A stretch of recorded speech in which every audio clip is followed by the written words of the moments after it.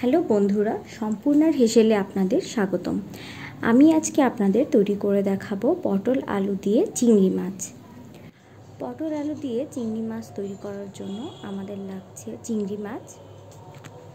মাঝারি সাইজের চিংড়ি আমি খোসা ছাড়িয়ে পরিষ্কার করে ধুয়ে নিয়েছি। এরপর লাগছে পটল আলু। পটল এভাবে শির রেখে টুকরো করে কেটে নিয়েছি। আলুও একইভাবে টুকরো করে কেটে নিয়েছি। লাগছে চেরা কাঁচা লঙ্কা, পেঁয়াজ কুচি 2টা, লবণ, হলুদ, ধনিয়ার গুঁড়া, মরিচের গুঁড়া, গরম মশলার গুঁড়া, আদা জিরা বাটা, সয়াবিন তেল। এবার চিংড়ি লবণ হলুদ দিয়ে মাখিয়ে নিচ্ছি। এবার চুলায় ফ্রাই প্যান বসিয়ে দিয়ে দিচ্ছি সয়াবিন তেল। তেল গরম হয়ে গেলে দিয়ে দেব চিংড়িগুলো। আপনারা চাইলে সরিষার তেলেও রান্নাটা করতে পারেন। চিংড়িগুলো ভেজে নেব। চিংড়িগুলো আমি হালকা লাল করে ভেজে নেব। খুব বেশি সময় ধরে চিংড়ি ভাজার প্রয়োজন নেই। বেশি সময় ধরে চিংড়ি ভাজলে চিংড়ি শক্ত হয়ে যাবে। ভাজা হয়ে গেছে, তুলে নিচ্ছি। এই তেলের মধ্যে এখন আমি আলুগুলো ভেজে নেব। দিয়ে দিচ্ছি সামান্য হলুদ আর সামান্য লবণ। এখন হালকা লাল করে আলুগুলো ভেজে নেব। এইভাবে পটলগুলো ভেজে নেব। এই তেলের মধ্যেই এখন দিয়ে দিচ্ছি গোটা জিরে আর 2টা কাঁচা লঙ্কা।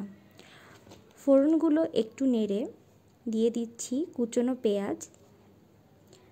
পেঁয়াজ হালকা ভেজে নেব। এখন সামান্য জল দিয়ে দেব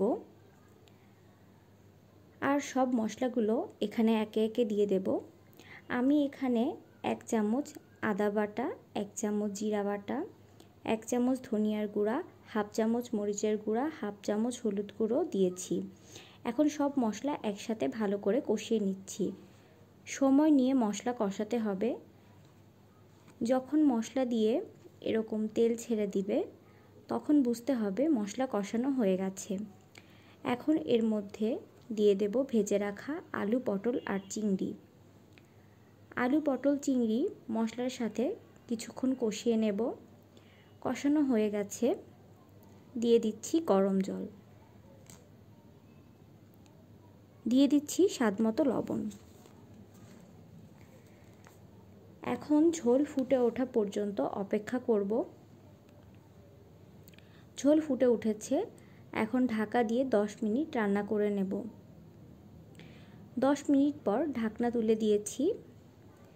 এখন দিয়ে দিচ্ছি 1/2 চামচ গরম মশলার গুঁড়া, দিয়ে দিচ্ছি 1/2 চামচ ঘি। এখন হালকা হাতে মিশিয়ে নিচ্ছি। তৈরি হয়ে গেল আমাদের আলু পটল দিয়ে চিংড়ি মাছ।